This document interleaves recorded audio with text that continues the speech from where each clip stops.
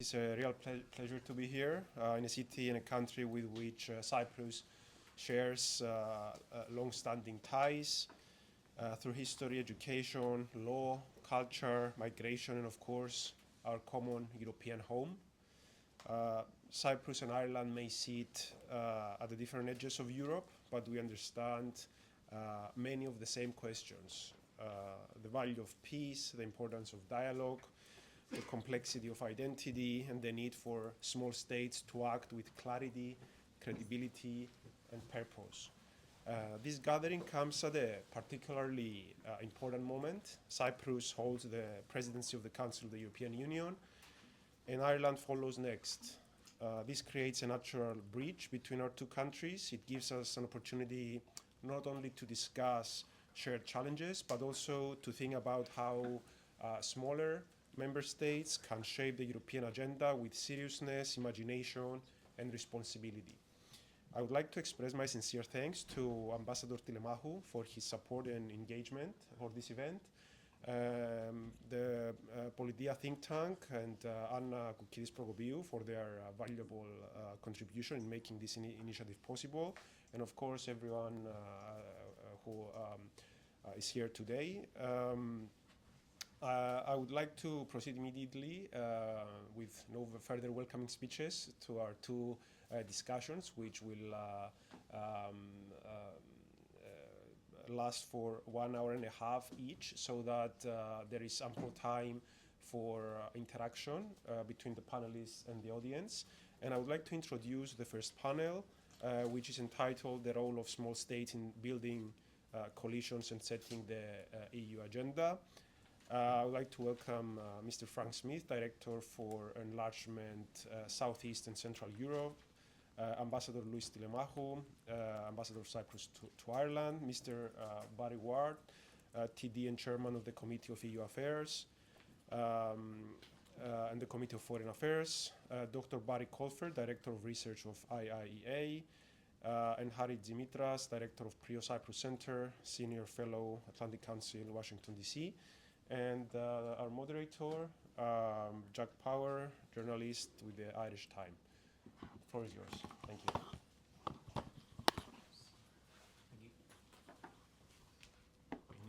Yes, I think we've just got the one to follow that.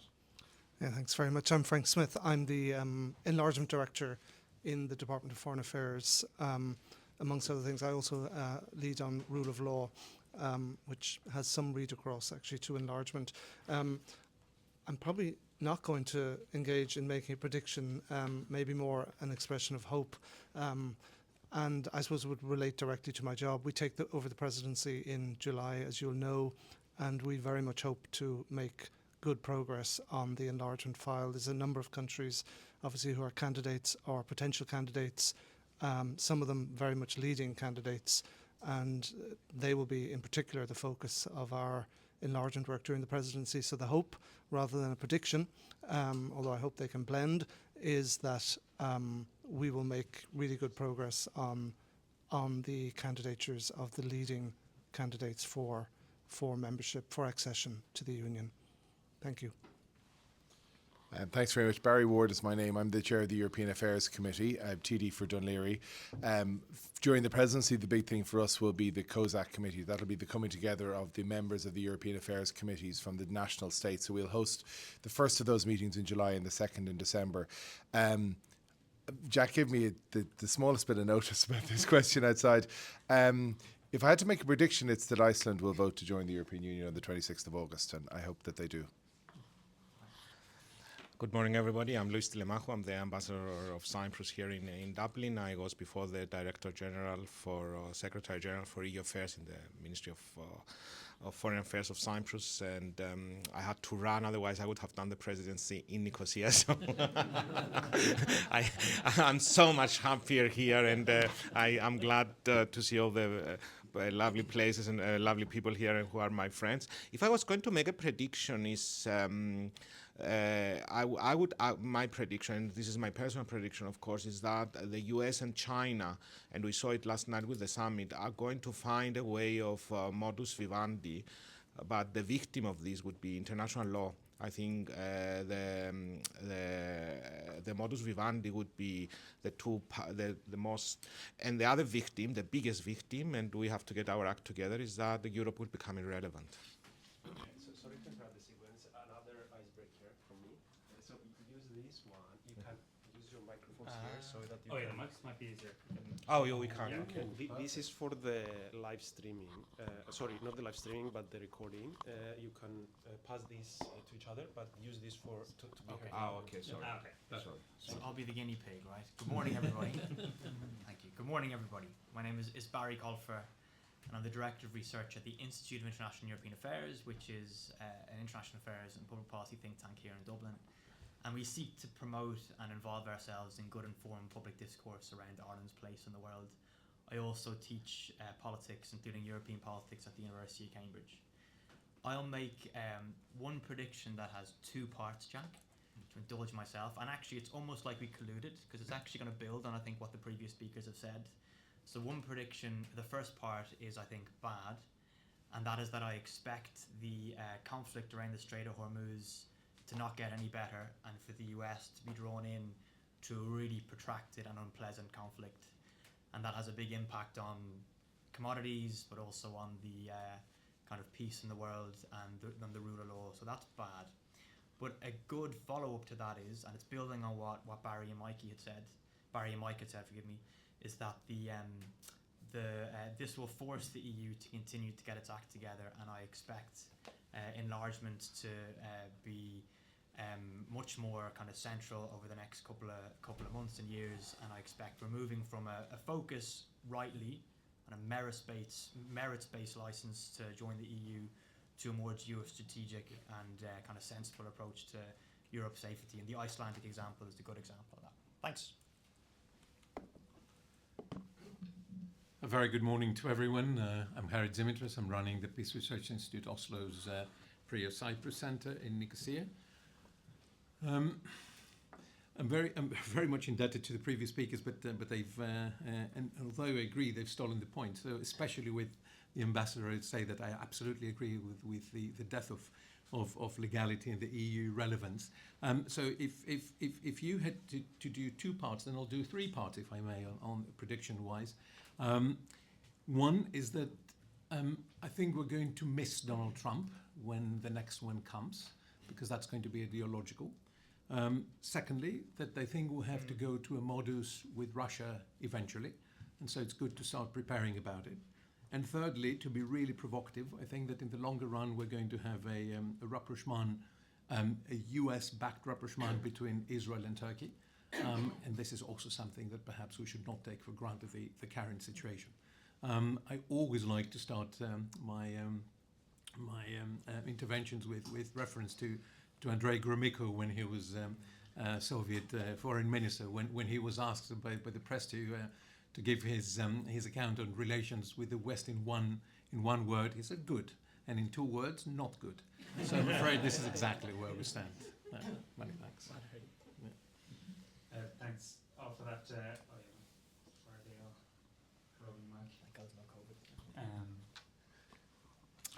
Yeah, and as was referenced at the start, Cyprus obviously the current holders of the rotating Council of the European Union Presidency. Ireland going to be taking on the baton. And one thing, I'm based over in Brussels, where you spend a lot of time talking about the innards of the EU policy-making system, and wondering how much of that ever gets out to the actual capitals and countries in the member states. But one thing I think the presidency is quite good at and good for is telling a story, particularly for a small member state, telling a story both in Brussels about kind of what you're about, and then also telling the story a bit about your role in the EU back home. Like I was in Nicosia and Ayia Napa for a summit of the 27 leaders 2 weeks ago. There'll obviously be one in Dublin in November. So I'd like to maybe start by asking you, Ambassador, what story do you think Cyprus has been wanting to tell, and has it done a decent job at telling that? Thanks. Yes, thank you, Jack. for me, I think one of the best practices that the legacy of the presidency would want to leave is that we were really honest brokers. And the fact that we are a small state, which we are perceived as not one of the dominant actors in European playing, would have helped us to be perceived as somebody who is an honest broker with not big the heavy weight of big national interests that we had to promote. The second challenge for us is that we will not be an one-item presidency regarding our national interests, which of course the Turkish invasion of 1974, and that we would take actions that would harm the Union as regards the relations with Turkey.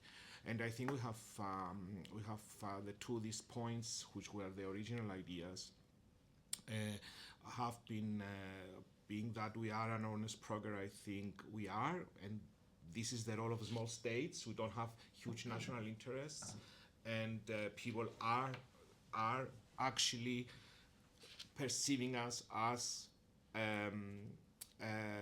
honest. And with Turkey, we have proven that we have not put it in the agenda in a way that would commit the European Union ways that wouldn't have done otherwise. Just you were mentioning the summit in Ayanapa, that were the regional leaders as well. We have also invited the president of Turkey, but he decided not to. But that's just an example to show that we did not use the presidency as people would have thought to promote national interest when it comes to the Cyprus. For us, it was a moment of opportunity, a moment to show the island, to show that we are a modern European state and that we can actually be creative and useful for the whole of the European Union. Thank you. And maybe, Harry, I might come to you for your take on, the Cyprus presidency to date and on that side of things. Thank you. I'll build on what the ambassador says, because I think it's an extremely important point on Cyprus not only being an honest broker between various states, but perhaps the whole region, in a sense that Cyprus could have this opportunity of being a connector between the broader East Med, Middle East and Brussels.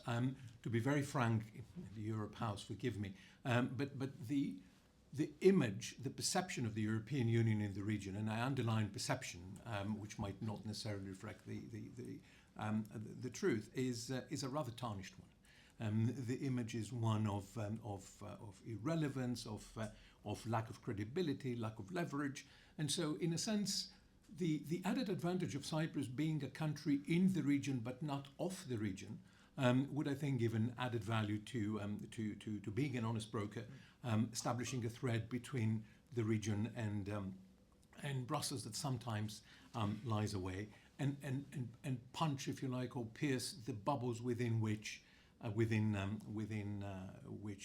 each of them lives. The other thing which I think is important is for Cyprus to have highlighted certain things in various seemingly unconnected areas between them, from water to energy, from transportation to a smaller member state in the fringes of the Union to climate challenges, a host of issues that I think Cyprus had at the same time both the ability of being an honest broker, but also has leverage and could use the opportunity to highlight. If I were to be slightly critical on a tough love perspective, I'd say that, of course, Cyprus was not planning for the war to happen. That's an extremely unfortunate occurrence in the Cypriot presidency. But and I'm no one, obviously, would have done things exactly reversely. What I mean is that in March, rather than having the meeting suspended and online, I would have brought everyone in Cyprus, all the commissions. That's what resilience to me would have looked like. And if I were the president, I would have crisscrossed Europe, zigzagged it, establishing ways of Cyprus taking the lead for the European Union, to find ways of political solution to the war. Would have led anywhere? Possibly not. But it would have steadfastly put Cyprus, the European Union and the presidency ahead in diplomacy, something that unfortunately seemed not to be the case at the end of the day. And I suppose turning into the Irish presidency coming in, maybe a question for both Barrys in turn as people who spend a lot of time thinking, talking and writing about issues around foreign affairs, EU affairs. What are both of your expectations for, maybe from the level of the actual Joe Soap and the public to tune in to what's going on in Europe and Ireland's kind of position in it? I defer to you, Barry. Okay, I mean, I would defer to the deputy, but thanks very much, Barry. So I think I have three things to say about what to expect for the Irish presidency. One is, and it's not to diminish the role of the presidency at all. The role of the presidency is really important and it's really interesting, but the role, especially post-Lisbon, is different, right? So there's great footage from the 80s and 90s. There's footage of Charlie Haughey himself, as I've often referenced, bringing about German unification with his bare hands, right, as chair of the European Council. And obviously now the EU is so much more complex, there's so much more happening. The agenda for the Irish presidency is largely set, and the presidency is able to steer the agenda rather than shape the agenda anymore. And that's really good. And the Irish presidency has the things that it will prioritise. There's the Biotech Act, there's the digital euro, there's obviously the behemoth of the MFF. So I think the Irish government is going to do a really good job of managing what's in front of them. The second point, I promised 3 points. The second point is, of course, the presidency, much like the colleagues in Cyprus and the Danes before, it's a great opportunity for a government to present itself as all the words we use, an honest broker, reliable, safe pair of hands, predictable, and that's really good geostrategically, geo-economically, for Ireland to present itself as the great place it is to do politics in, to do business in. But that leads me to the third point. I was up late thinking about this last night, and I found myself looking at this iconic picture from Georgia in 2004 with a canary yellow suit. Does anybody remember this? So it was Bertie Ahern at the G8 with George W. Bush, Tony Blair, Silvio Berlusconi, and Vladimir Putin. So just let that set in for a second, thinking this was 20 odd years ago, right? On the beach, was it? And yeah, exactly. And kind of Bertie was wearing, what was it called? Was it something Island? Kilo Island. The and Bertie was wearing this kind of very beautiful kind of yellow tan suit. Yeah. And so it was like, who is this lad? So the international media is going, who's that guy? And it's like, oh, he's the Prime Minister of Ireland. So that's obviously been a little bit facetious, but in reality, there's the EPC, which I'm certainly extremely excited about. That's a great honour for Ireland to host such a big deal. Barry's colleagues, deputies, ministers will be involved in COPs and with big kind of international, huge events that Ireland, as a rock in the North Atlantic, as great as it is to live here, by ourselves, be very unlikely to involve ourselves in. So I guess that's it's a two-parter. Ireland is going to do a really good job at what's already in front of them and prioritise the stuff that's important to us. But it'll also be a great opportunity for Ireland to remind the world that it's here and a great place to do business in, a great place to do politics in. Deputy, other Barry. Thanks very much, Barry. I don't disagree with anything that Barry said, but if I could look at it from perhaps a more political perspective, the first thing that most people are going to notice about the presidency is the inconvenience, and that is going to be the thing that will impact on most people's lives. Here, live line. Exactly, yeah. So there will be disruption, but I agree that it is a great opportunity for Ireland to be in the spotlight, and I think it'll benefit us from the point of view of people understanding that we can occupy that spotlight. I feel in the last number of months, particularly, the weight of expectation that comes to the presidency. And I'm quite sure all countries feel that in the months before we take over, but I feel there's a great expectation and there's a huge amount on the agenda for Ireland during the presidency. Barry mentioned the MFF, for example, and if I could pick that as one of the tangible outcomes that we hope will result from the presidency is the negotiation of the MFF. I don't know how likely it is that will be resolved. It's a big job, and there are competing interests, including within Ireland, never mind within the European Union. The other, I think, tangible outcome might be in relation to enlargement, and I'm conscious Frank knows an awful lot more about this than I do, but Montenegro in particular has really been pushing this mantra of 28 by 28, 28 members by 2028, and one of the as Lithuania will be dependent on what we do or don't do during our presidency. The torch is passed, and we take what we get and we try to progress it just as Cyprus did from Denmark. But I hope that we will at the end of our 6 months be able to point to a number of things, because we will hear about the priorities, and there are other important things for the government in terms of competition, in terms of values, but I hope that at the end of it we will be able to point to things and say, well, we did progress that particular thing, or we did achieve that particular thing, and that's the hope really for the end of the presidency.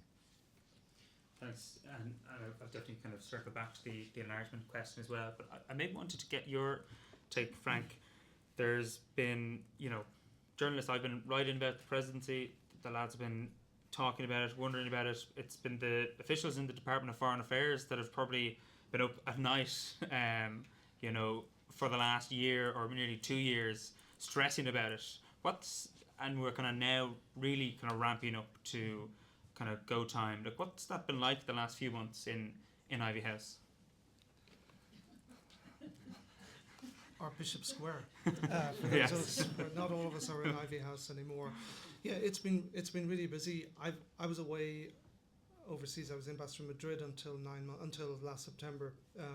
But the level of preparation, the level of work, the level of detail is immense. I've done a couple of other presidencies, and this one is very, very intense, and the organisation of it is intense. And obviously the agenda, as has been touched on, is in some respects broader. There are just so many issues now on the international agenda, and they're not all foreign policy at all, although they obviously link in.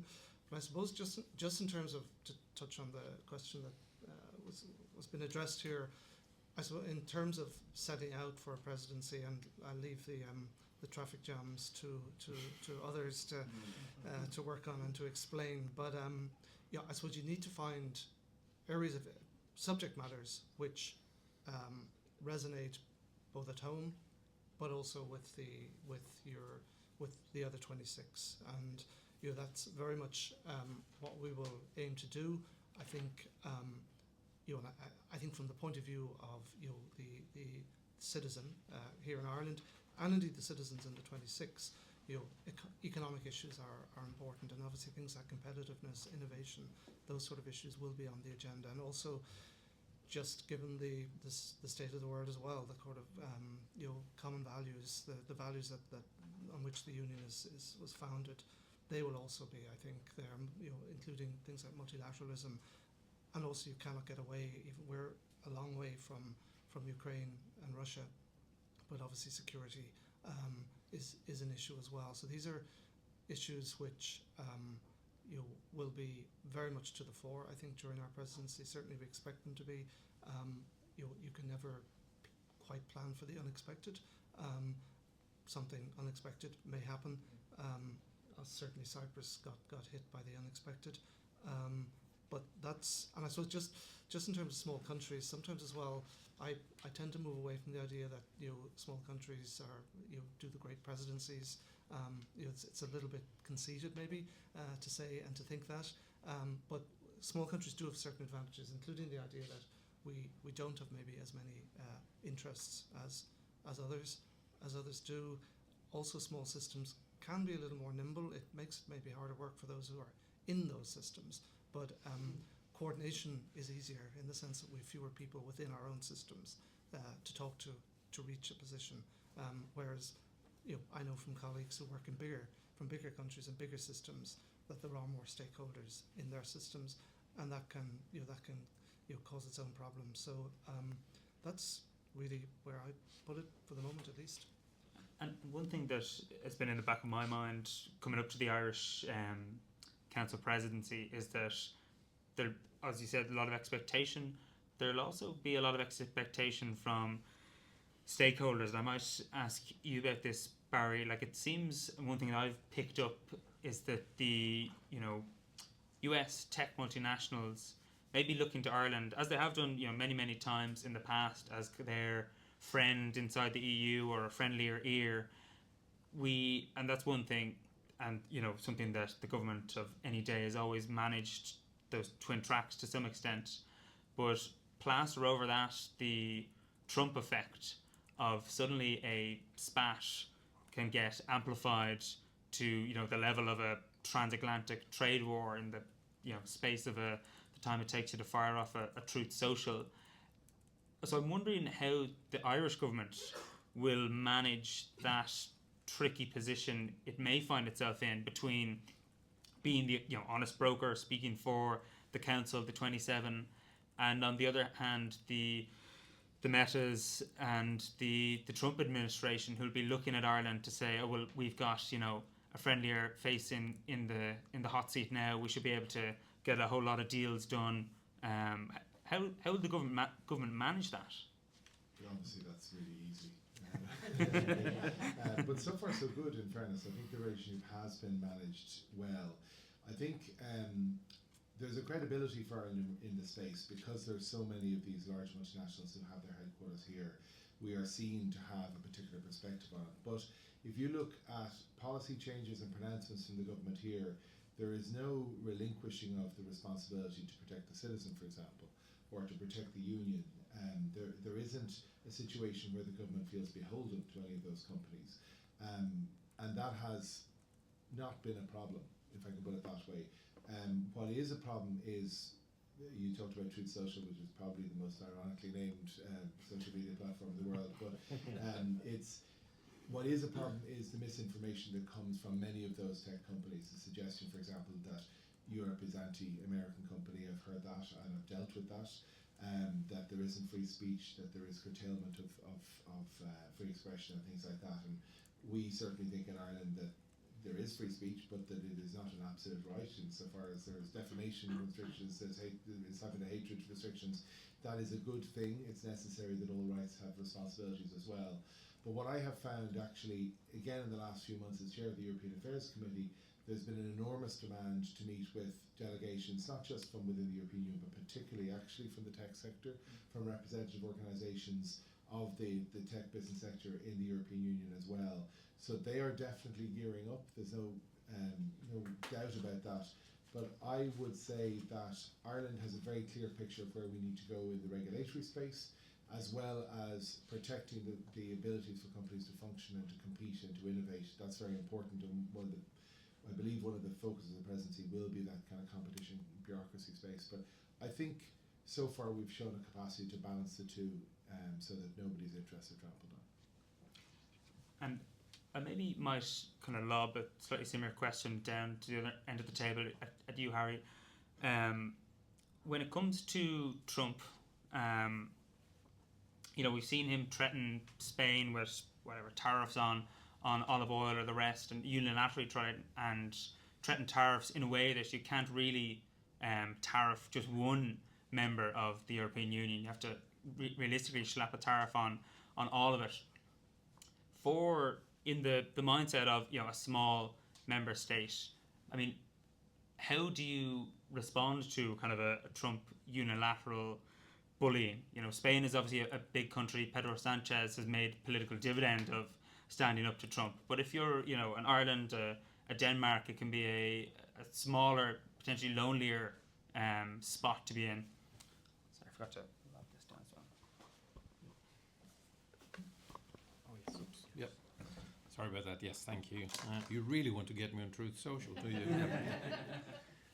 But I think this we can talk about it in more narrow perspective. But I think we need to go 30,000 feet up and look at the broader picture, which of course holds relevant for smaller states. But if that holds true for bigger states as well, and we've seen the consequence of that, then I think we have a problem. What I mean to say is that, as you rightly say, we live in an era where we now have the normalization of the exception and the legitimization of bullying.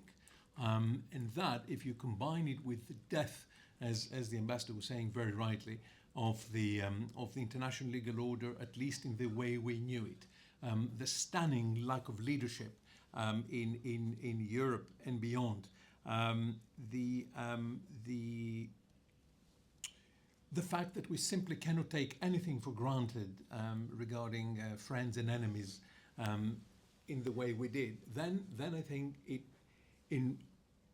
it really boils down to realism. On the one hand, we need to be pragmatic in our take, and secondly, we need to do, I think, two things. A, start dealing with the smaller problems, quote unquote, the more manageable issues that can be managed in order to take away some of the pressure points, and B, rethink the way that we've been doing business all along regarding alliances or alignments. In a sense, we need to go back to a multi-vectoral foreign policy in particular, and that holds true for all European states. Now, if the European Union, in the way it's done with the West, to me it proves, and again, apologies Europe House, it seems to me phobic. It has gone in the way of appeasing Mr. Trump, and this obviously has not really worked, without capitalizing on the pressure points that Europe does have. None of what's happening today could have happened without the assistance, active or passive, of Europe. From military bases to intelligence networks, it's absolutely incomprehensible to me that Mr. Trump or the West would have been doing what they're doing. That I think holds true for smaller states. So if we go in one direction, then we need to be able to live with the consequences of our actions, and I'm afraid that this has not been the case. If Europe wishes to become, as they say, more geopolitical, it necessarily will become, to me, more transactional, which means goodbye to whatever principles have been left behind. But for smaller states in particular, and I'll take the case of Cyprus here, but obviously it holds true for others, how does the country expect to survive in a hard power only world without the international norms, the rules, the principles, the organizations, the structures that have been in place, which is to me the only credible ally to smaller states, in particular those like Cyprus that have rightly built all their foreign policy, or at least the narrative of their foreign policy, on the law, international legal rules, prospects, processes and organizations. So yes, realism, but without the principles, Cyprus is nothing, Greece is nothing, the European Union is nothing.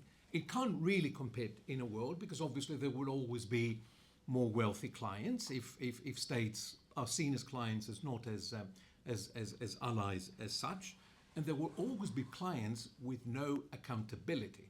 We still, thankfully, have some on account of being democratic states and on account of being parties to organizations like the European Union, where some semblance of legality still exists. So I would have said, I realize I've spoken too long, but it's a combination of realism, but on the basis of principles, and I don't think we should be undermining those, because we're going to be facing the reality of the day after. Thanks, Jack. I'm going to chip in to build on what you said, Harry, because I think there is another ally for small states in addition to the rule of law, and that is regional integration. Mm-hmm. And I'll just say something. I was that kid back at the start of the millennium where I collected all the different coins from the Eurozone using countries, right? And I didn't need anyone to explain this to me. When I looked at the EU, I always saw a load of small countries and a handful of medium-sized countries. So it's not to diminish anybody. There's 5 medium-sized countries in the EU, 1 middle-sized country with Romania, and the rest are all small.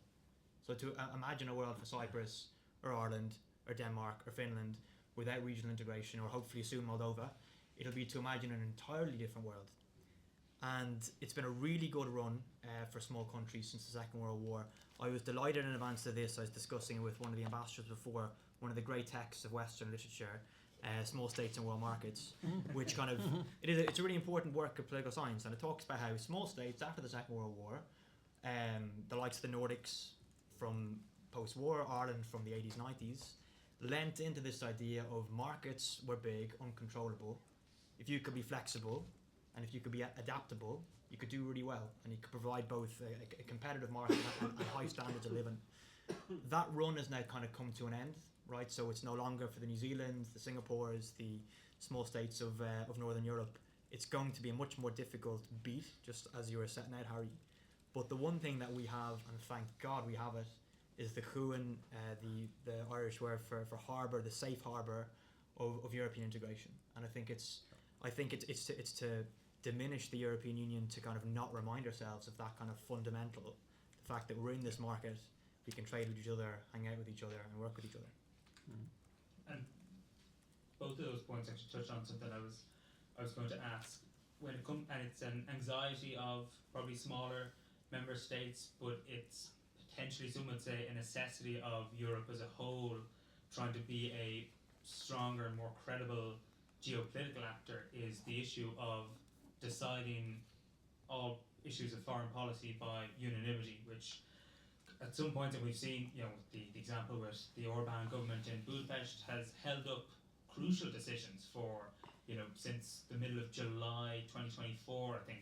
Basically, Orban put the stop on, nearly any talk of the progress of Ukraine's accession formally, any sanctions on a whole host of different things, and the block on the crucial 90 billion loan to Ukraine.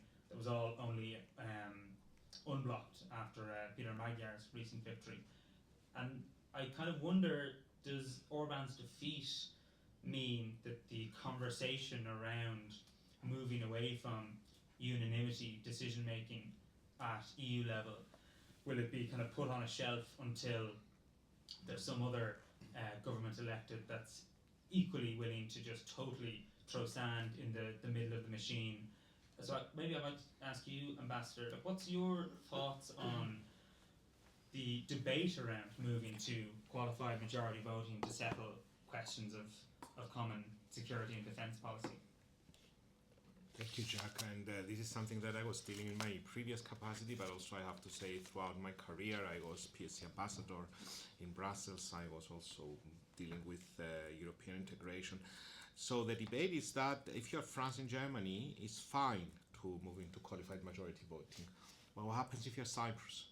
And what happens if you're Cyprus and then they discuss issues of the absolute national importance that other people cannot understand? Like, for example, I'll give you a light example, which is not of a geopolitical sense. If there were to be a debate about water scarcity, that Cyprus is suffering from droughts, and then if there were to be a decision that access to fresh water from tankers from all over the world cannot come to Cyprus, then the island would literally die. I mean, it would not be green anymore. So it's fine if you're going to be Germany and France, because then you have ways and measures and also tools that you can build allies and build the qualified majority. But if you're a small country and then it's very difficult for them to understand that particular national interest, then it's difficult for you to argue about giving up your unanimity. I agree with you. Let's hope that the unanimity debate is put on the shelf now that Orban is gone, because it's not going to be as acute as. But I will also answer this question with an example. The example is when we took the decision in 2015 about migration. There was this decision saying that these countries will accommodate from the countries of the first, as we say, first line countries of migration.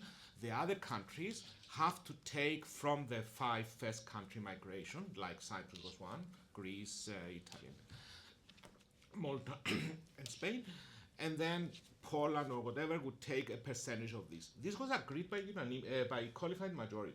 What happened?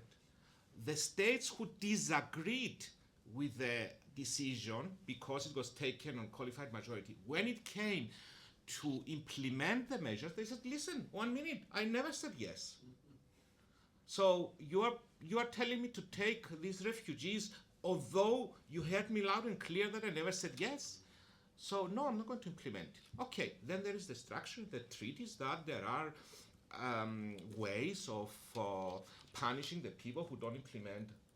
But until you go there, the people, the migrants, are in camps and they need to go to the other country. So I am not personally convinced, and as a diplomat, that unanimity is the qualified majority voting in answer.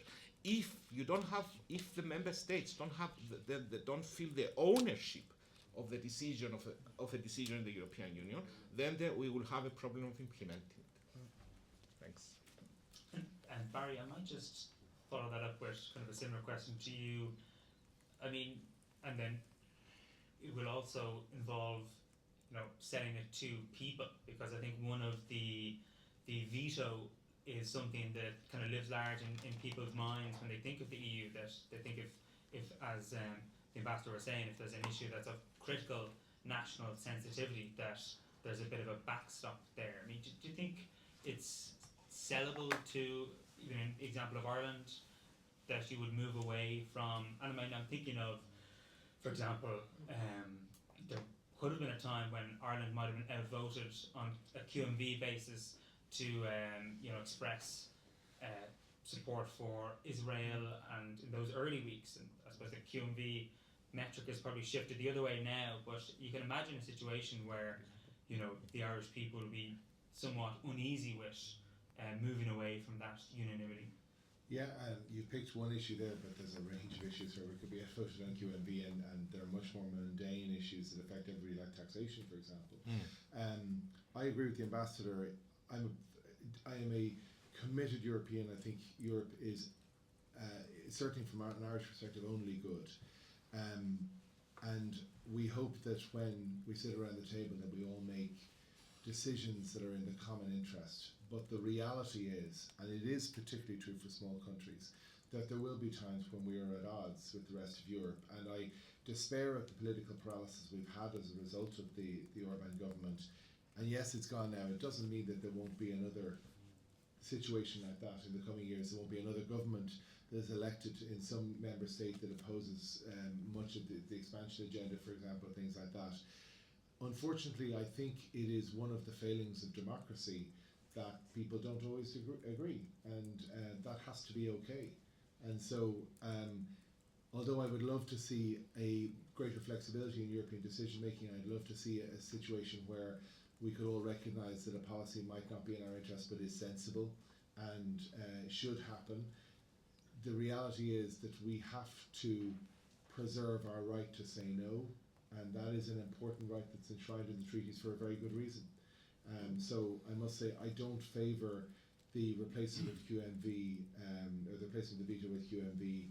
I do understand it, but I would have to say what I think you could do, however, is look at a situation where countries you could put in place some system where a country is limited in how often it can veto something, or for example have a situation where it gets to pick a particular issue and say, well, we are going to spend our veto on that, or whatever it is. It might maybe free up some of the decision making capacity within the European Union, but I think it's a small country, but actually in the interests of not just saleability in terms of electorates, but the actual sustainability of the Union, I think the veto is actually very important.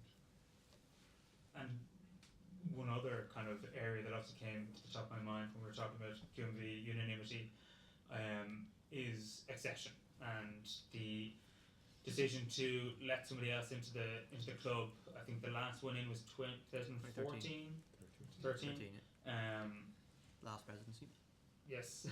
Frank, can you get your sense on the debate? It seems. Oh, sorry. I'm just sorry. say Barry has to leg it. Thanks, Barry. Yep. Apologies, excuse me, sorry.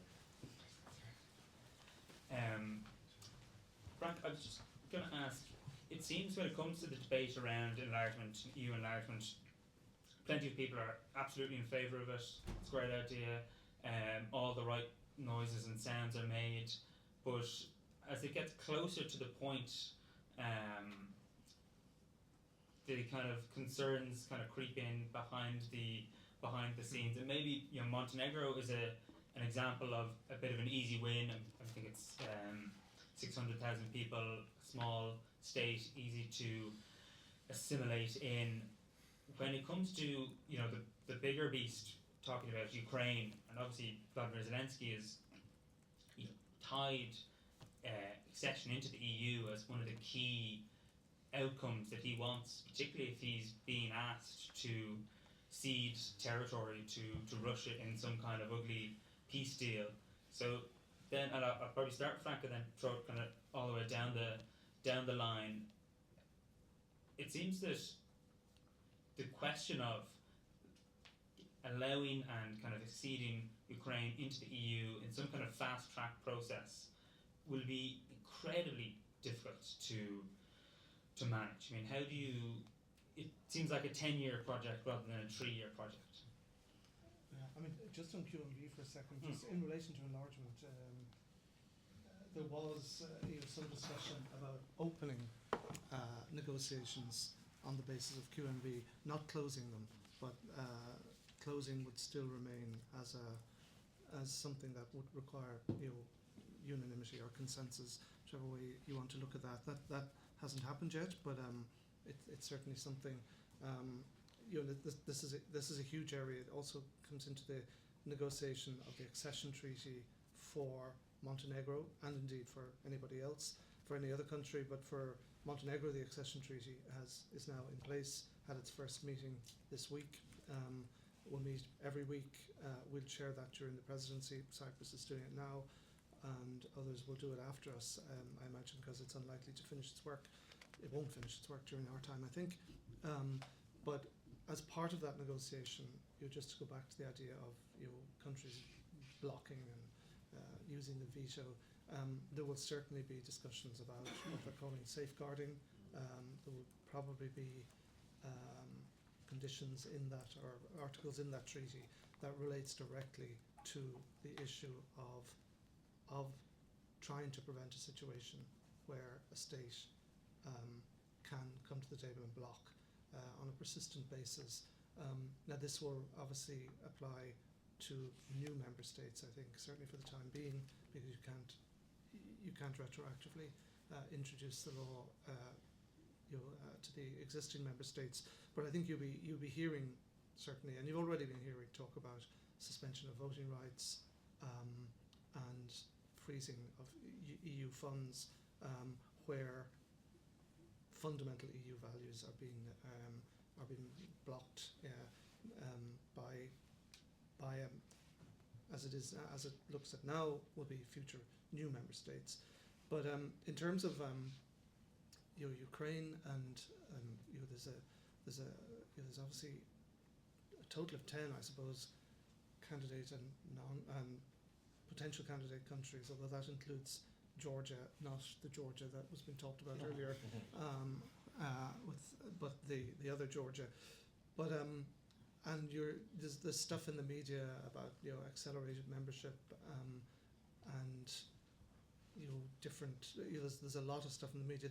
There's nothing on the table in Brussels about this. I think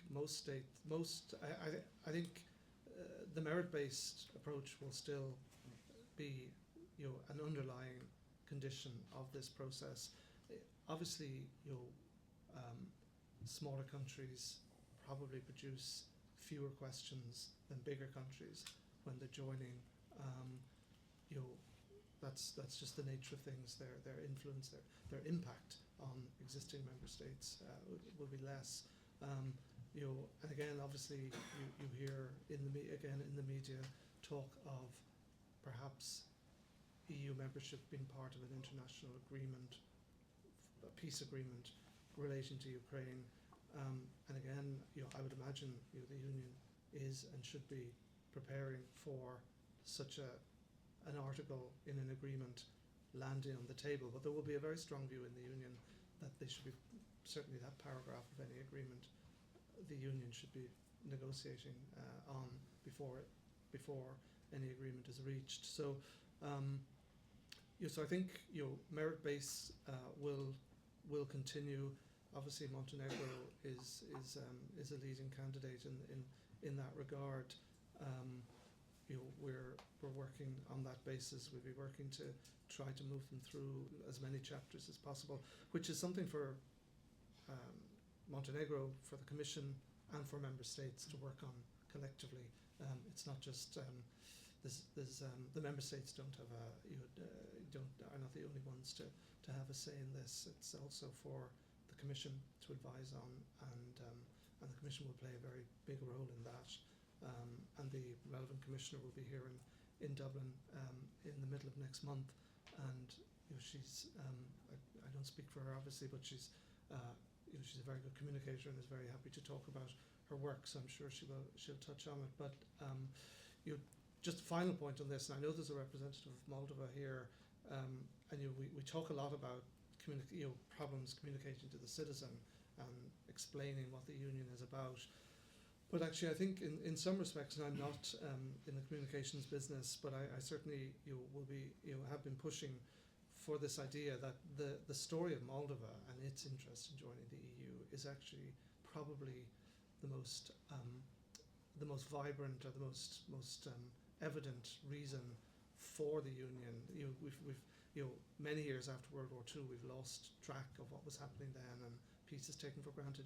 But this is a country, small country. It's David and Goliath situation, big neighbour, a lot of manipulation, a lot of interference, and yet it has stood up and said, we want this, we want to do this. They've put it into their constitution. Maybe it's not a coincidence that a lot of women, they have a woman as a president, their chief negotiator is a woman, a hugely impressive person, unlike this panel today, I see. So I think that's the great, that is a story. If you want to try to tell somebody who's skeptical about the union, just point toward Chisinau and just see what they have struggled through and put up with and stuck with for the last number of years. And I think that it might resonate. If it doesn't, people have stone hearts, I think. Yeah. Yes, if I may say something which I totally agree with Ambassador Smyth. I totally agree with that. I couldn't disagree on any of the things he's saying. Number one, just to finish on Moldova, our president was there just as having the presidency, telling the Moldovan people that we are hearing you and we are here for you, and all the Moldovan dreams of becoming part of a legacy of a part of the world that they should be there and heard of. So yes, I agree with Moldova. Now I want to talk a little bit with my previous capacity. I was 5 years the ambassador of Cyprus in Ukraine. I left 21 days before the war. One of the things that I, after 5 years, left me is that we were always saying Ukraine is underperforming on reforms, on this, on that. We are always saying underperforming. But I want to put this for a debate. Have we also, as the European Union, overpromised Ukraine? Thanks. Were you trying to come in, Harry? No. Go. May I come in, Jack? Yeah, absolutely. Thank you. Thanks very much. Just to add to the ambassador and to the ambassador's remarks, I should say as well, Frank, I misnamed you Mike at the outset. Forgive me. I was just finding my groove when I did that. Hope you'll forgive me. It was merely to say, I think, so Frank took the words from me really about Moldova, that it really is, it's such an important case study for the European story. But to come back to what you were saying about enlargement in general, it does remind me, and I'm going to go there, it reminds me of the unity debate here a little bit, the unity debate in Ireland, and that so often it's cast as, would you like Irish unity? By that I mean the two jurisdictions of the island form one jurisdiction. The majority of people asked will say, yeah, of course, I'd like that. But then you say, if you're talking about the anthem, the cost, the million unionists who would form part of your country, and then very quickly you encounter equivocations. So I'm not in the communications business either, but there's a really, really important communications piece here as we move from enlargement, Ireland being, I think, has a fair claim on one of the kind of great success stories of European enlargement in the 80s. When I was born, Ireland had 50% of the EU's GDP, now one of the richest countries in the world, not only, but in large part associated with its EU membership. So we have an important part of that story to tell as well. But we're moving from the point, and I'll make it quickly, Jack. We're moving from this idea of a merits-based focus on enlargement as this kind of, it came out also during the protracted UK's withdrawal as well, this idea of it's kind of unemotional on the EU side. There are rules, there are chapters, you move through them, and then you can join the club. And we're now moving towards one focused on collective security, geostrategy, and indeed, let's not forget, democracy. And it was the point I wanted to make about Moldova, and it's the last thing I'll say about that little country that I know a little bit about. Some of the most important European democrats are in Chisinau. And if we get enlargement wrong, the costs of non-enlargement are just so enormous for the European project and indeed for the region. And I'll conclude on a jaded cliche. You will all have heard of the quote attributed to Jean Monnet about Europe being forged in crisis and being the solution, being the what's the correct term? It's about the Jean Monnet says Europe is forged in crisis and will be the assemblage of the solutions adopted for those crises. I don't have the exact definition, but my point is, when it gets to it, Europe has proven itself to be pragmatic and to be creative.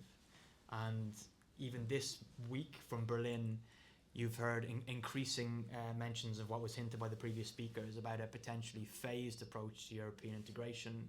Isn't something I think many people in the room would have jumped for 5 years ago, but we're in such a different stage now that the idea of enlargement as a process or accession as a process rather than as an event. And the other jaded cliche I will end on is this idea we often would have heard of European integration being like a bicycle, you know, that you have to keep moving to keep going, or like a shark has to keep swimming or else it'll die. I think the bike needs stabilizers now, you know, when it comes to enlargement, that we have to accept it's too difficult. As much as I love, it's too difficult to imagine Ukraine joining in overnight or over a period of weeks or months, but it's also unimaginable to get that wrong. So that's why I would call for those stabilisers to be included in the Irish presidency priorities. Thanks. On a positive note, now the mode is for electric bikes where they go on even though you don't pedal. So hopefully that will be the case. Exactly. 2.5 things, if I may, extending the thoughts. One is on this perception in the publics between widening and deepening. So in a sense, we are where we are because we failed to deepen in the EU before we widened, and so we allowed too many diverging interests to come in. And so there might be fear now that this would be, yet again, for all those political reasons that led to the inclusion of those states in the previous rounds, now again replicate the mistake. I'm saying this because it goes hand in hand with, I think, what's coming up, if it hasn't already, the rise of the Eurosceptic parties. And so I think we're going to be facing that very quickly, and whatever we plan today under the current conjunction might not hold true, indeed come into challenge very, very quickly through the rise of those parties, one of which is just coming up. And, you know, in the UK, there's just been the elections on independence and all that. At the same time, you have a lot of frustration in the European Union publics on the way things are going. So perhaps, you know, the way that Europe is understood as a Europe of projects rather than a project of Europe, the input and output frustration does not really help at the moment, especially on top of which, when there's frustration regarding finances and the scarcity of them and how they're shared within a club of people who already are suffering, and the various inequalities, lack of social cohesion. So in a sense, all those frustrations, I think, will appear at the forefront of people's minds. Secondly, what I think goes hand in hand with all this discussion, and is highlighted obviously by the case of Ukraine and all, is that this discussion is being held on the basis of a security challenge. That I understand. But I think there's a very fundamental division between the security perceptions in the north and south of Europe. What I understand to be the Baltics, the Nordics, Poland, Germany, this quote-unquote fixation with Ukraine is not necessarily shared by the publics in the south of Europe. Or, to put it differently, I think people in Spain, in Portugal, in Malta, in Greece, in Cyprus, it would be hard to convince them that the northern brethren would run to their assistance in the exact same way, asking them to make those huge sacrifices if they were to be facing a problem by another difficult neighbor. I'm not quite sure this is the case, and in the way we're going, where there's a rearm Europe and this and that, and spending every penny we have on security, lacking from social cohesion and social spending, I think that might be a time bomb within the EU. in the way we're going forward. And finally, just to connect with the beginning of the discussion on veto and all, I'll be very blunt, and hopefully my understanding is flawed. But if I understand it correctly, we have two huge developments. One is that de facto there is a movement towards QMV, the initiative of the 7 anchored by the Netherlands, to which Germany, France, Spain, Italy subscribed, all of Europe effectively, to bypass, without changing the treaties, to bypass them in matters of grave European security, I think takes away the one very, very important tool, especially to the smaller states. Granted, it has been overused perhaps at times, but still. Secondly, through the informal meeting of the leaders in the Belgian village a couple of months ago, we're moving ahead in a two-tier Europe.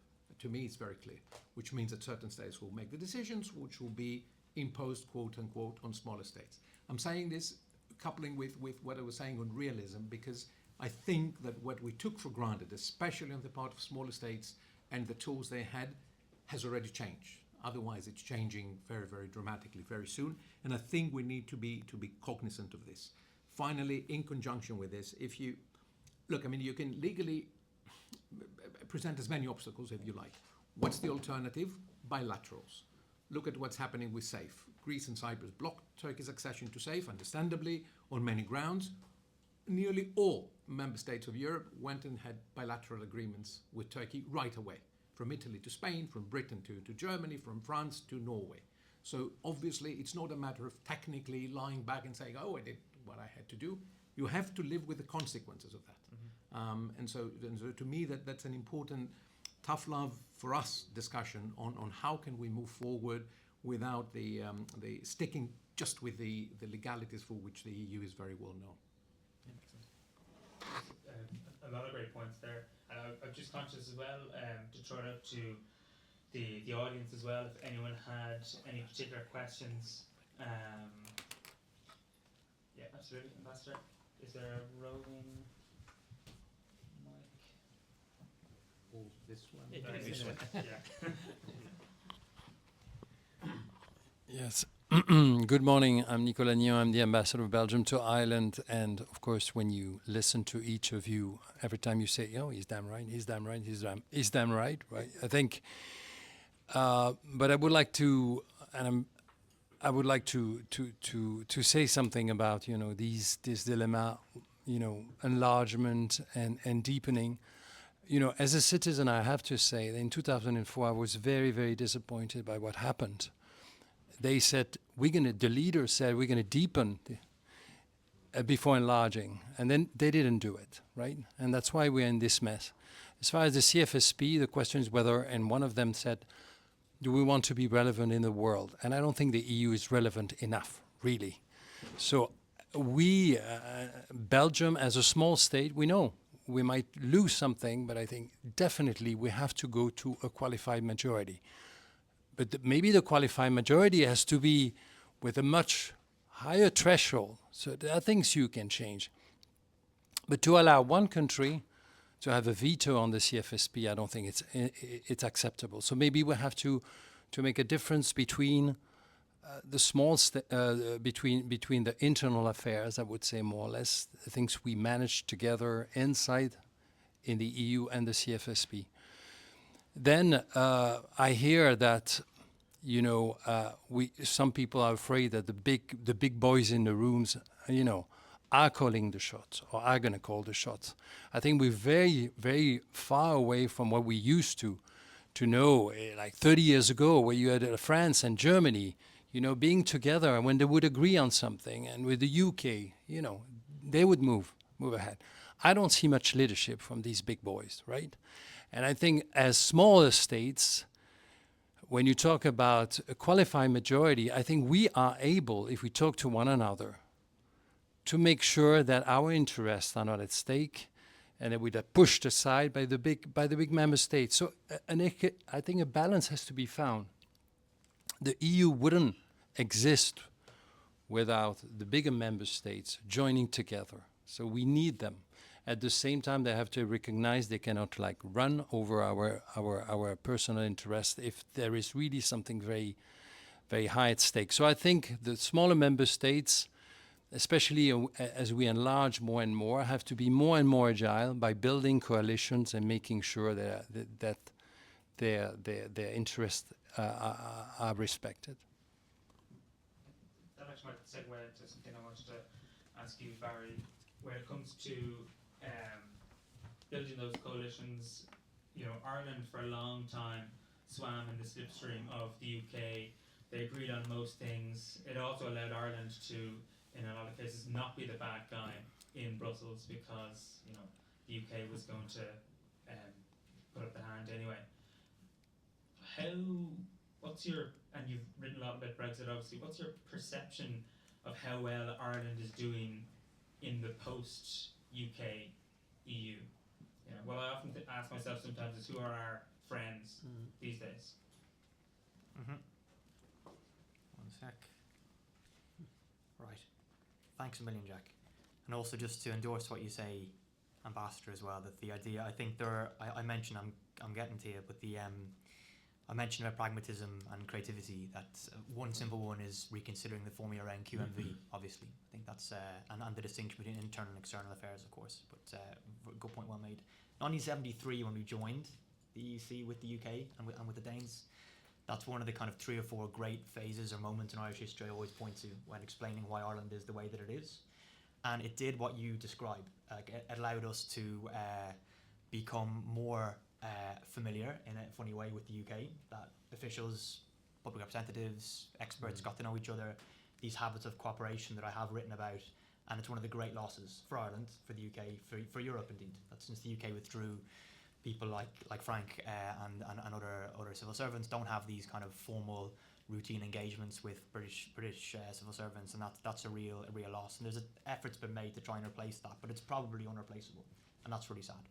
But the other thing that 1973 did was it allowed us to distinguish ourselves from the UK, right? So in addition to Ireland and the UK being able to identify areas of common interest, things that were of import to these rocks in the North Atlantic, it also allowed Ireland to kind of plough its own furrow a little bit. And there's some really big glaring examples of that, not least the euro, not least kind of the centre ground of public opinion in Ireland being consistently pro-European compared to the UK, the political domain I know well, that in addition to Ireland and the UK being allies, we were also kind of, respectfully disagreeing.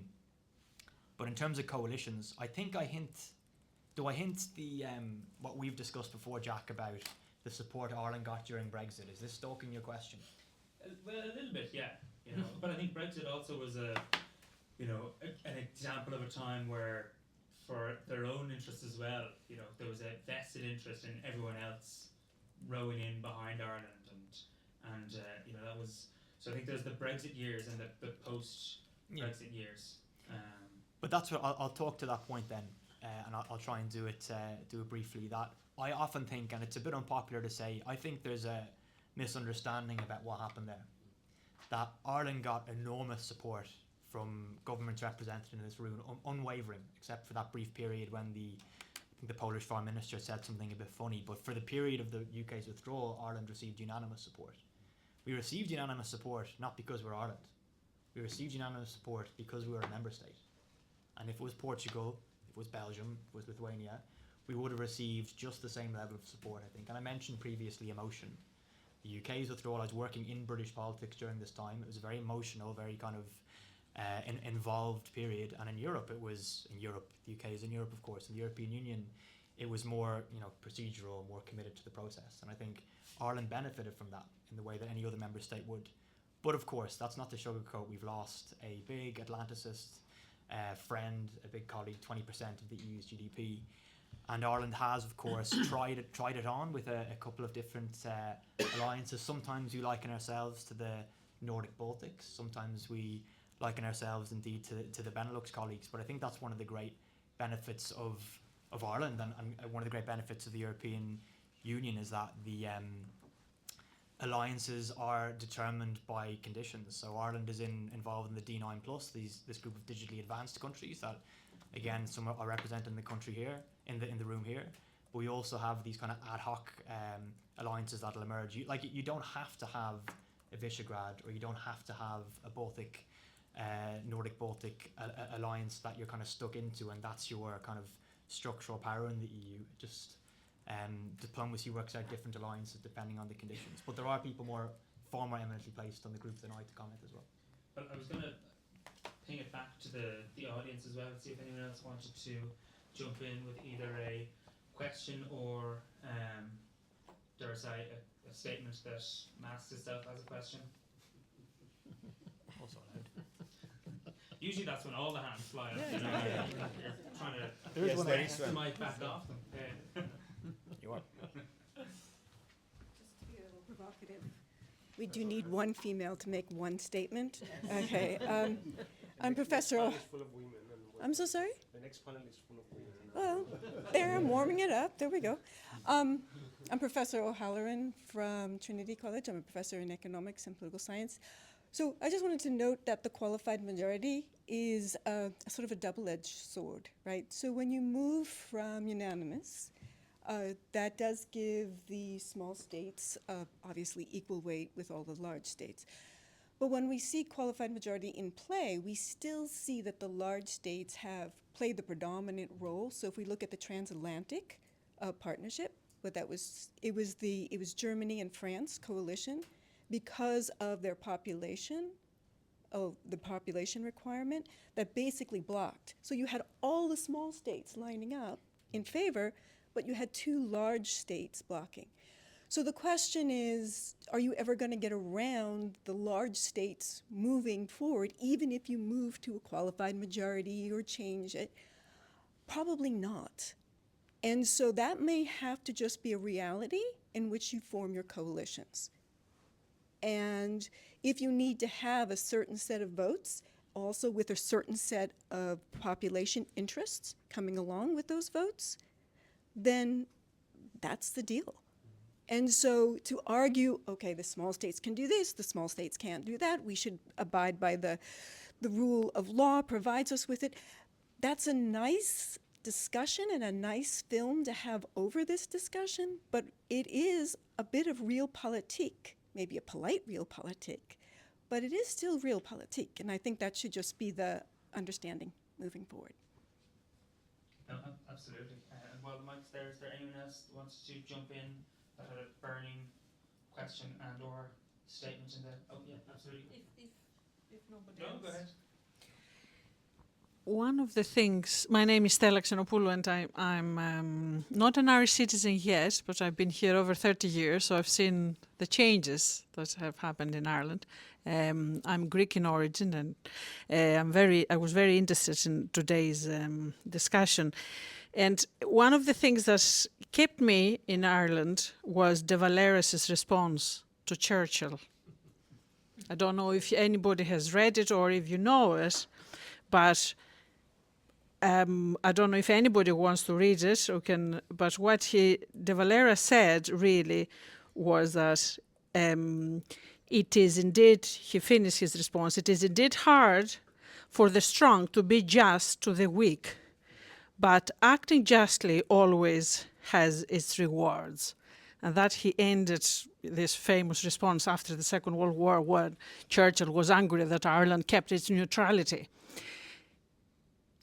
And after what I heard here today, I want to ask the panel, do you see us going back to these values again, where countries like Ireland, they managed to have the respect and form those coalitions or gain in today's world within European Union, and even before they had joined the EU?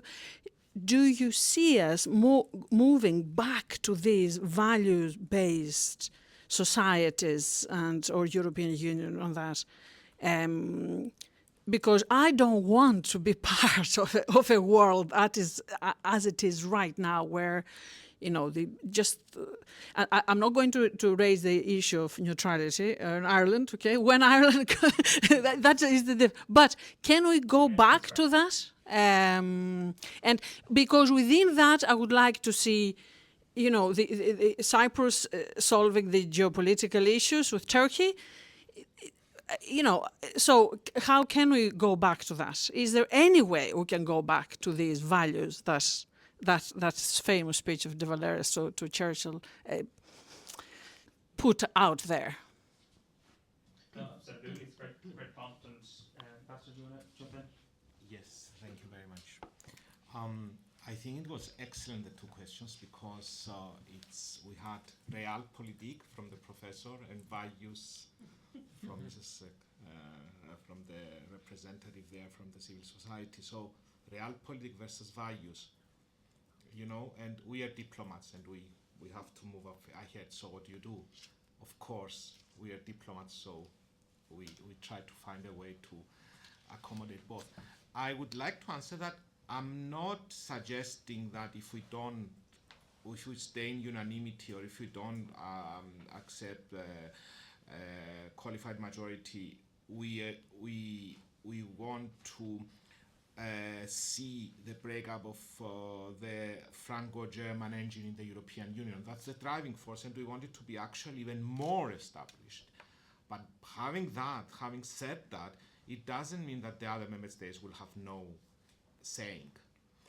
Now, on the question of the CFSP and qualified majority, what was the biggest issue this time in the world? The biggest issue was, or one of the biggest issues that, at least in Ireland, that people were for, was the Gaza war. What did we have there? We had the European Union having three positions: abstentions, positive, and nothing. So have we solved that and we want to go to qualified majority? So had it been qualified majority, what would have been the European Union position? So in my opinion, I think that if you do not have ownership of your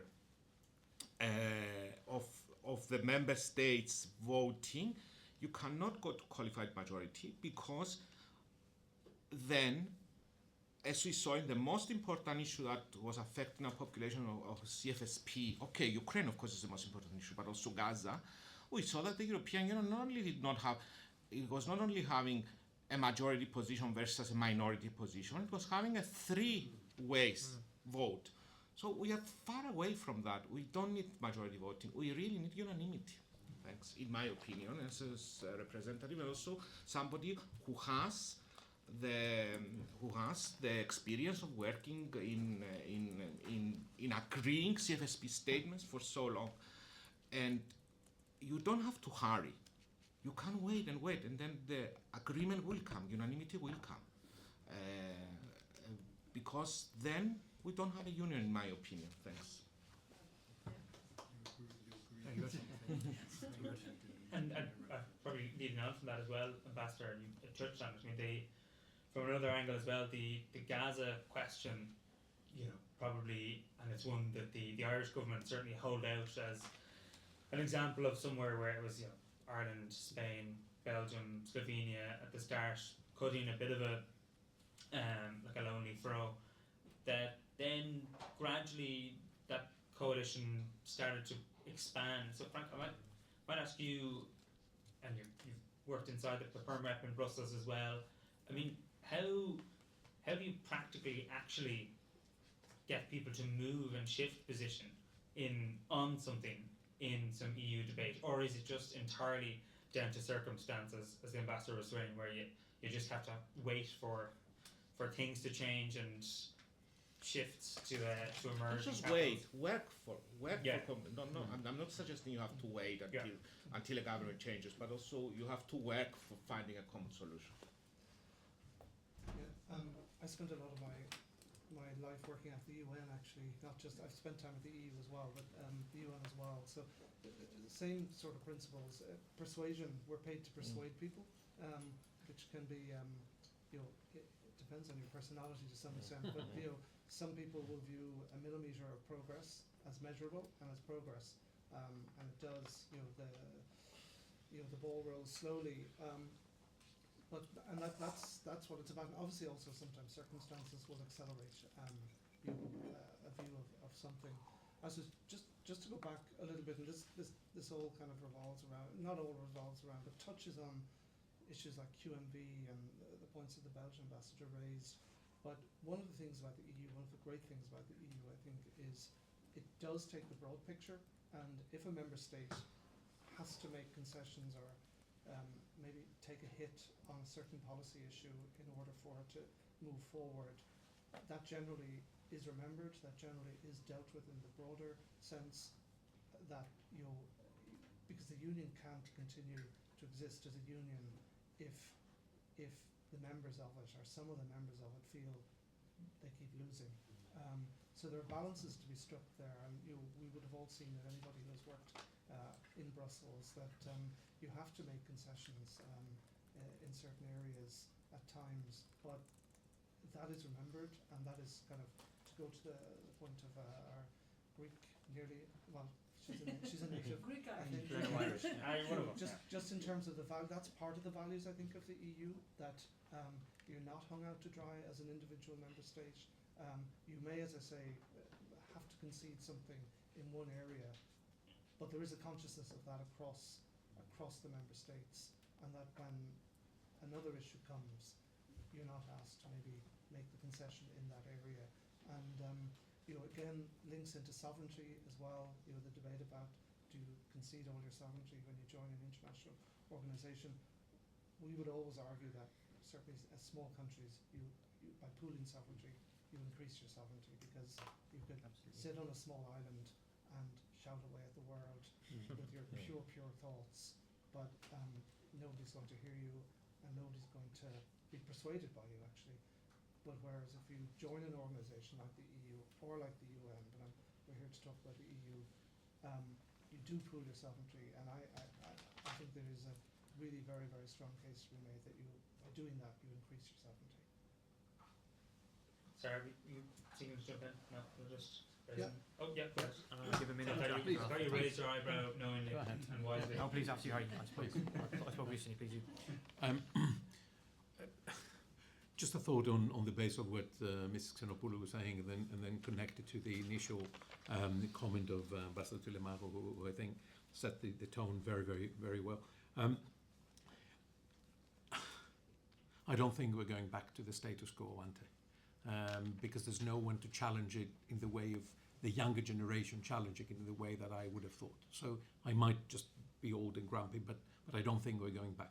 Now the problem is that the bigger states can get away with it. The smaller ones can't.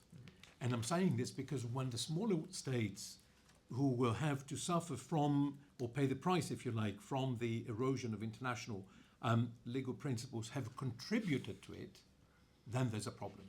Every time we defy international legality by defying the International Criminal Court, and we visit Mr. Netanyahu, as Christodoulidis and Mitsotakis did, because he can't travel, every time that we join the Board of Peace as observer member states, although it is undermining, to my mind, the UN, which is the only organization running the peace process in Cyprus, every time, like my Greek Prime Minister said, it's not the time to discuss the legality of Venezuela, we're contributing to the erosion of those legal principles, which are going to come back and bite us as such. So unfortunately, I think there is a difference between bigger and smaller member states. Every time we defy, Gaza, you mentioned Gaza, the European Union's stance, to my mind, was deplorable, but others have kept silent about it.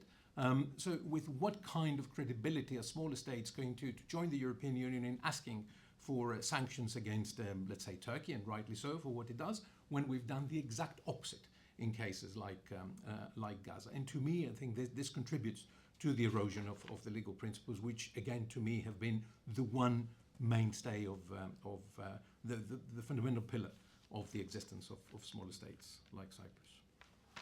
I had a minute, Jack. Yeah. Conscious of time, I'll be really brief. Professor O'Halloran, thanks a million. I think death, taxes, maybe Kerry winning the All-Ireland again, and big countries wielding important influence in the EU, they all feel pretty inevitable. I think of it as a parliament with different parties and different interests, that it makes sense to me indeed that the kind of bigger countries would wield such influence, and it's balanced out a bit with digressive proportionality in the parliament. But just to say it hasn't come up, but one of the most important dates, or pair of dates next year, are the elections for the Elysee in France. Of course, that's whether what the EU would look like with a less than friendly French president. Obviously, raises just enormous questions, not for discussion today. But to come to Mrs. Zanopoulou, and I'll finish briefly on values. Great place to finish. That'll obviously be one of the main chapters of the Irish presidency priorities. That's been very well trailered. But I also still think that Europe is a place that protects values. I look at Articles 2 and 3 every couple of weeks. I've kind of drank that Kool-Aid, I wash in it. I think if it was a religion, I might worship it, really, without being too facetious. There's never enough maintenance you can do to your values, protecting your minorities, democratic institutions, our way of life, having discussions like this. I think inevitably it's going to be harder as the EU grows. That's always been the case since the 50s. But I'll also say, without sounding too pompous, Europe has beaten fascism before. It's beaten it many times, and it'll just have to beat it again. I think if that's what the root of your question is, our values are challenged, absolutely, and the only way you can beat that is by doubling down and making sure our values are in absolutely everything that the EU does, every bit of legislation it does, every presidency it has. Thanks, Jack. Super, that's fantastic, and thanks to everyone in the audience for sticking with us. Was a Frank, absolutely jump in, and Ambassador, if you want to jump in with any final remarks as well. My only final remark is one I should have made at the very outset, which is final remark is one I should have made at the very start, which is just to thank the Cyprus Forum for taking the trouble to come to Ireland. It's a serious endeavour, I know, to pack up your things and come to the other side of the continent and to organise an event like this. So just to underline my thanks to the Cyprus Forum for doing that. The weather is definitely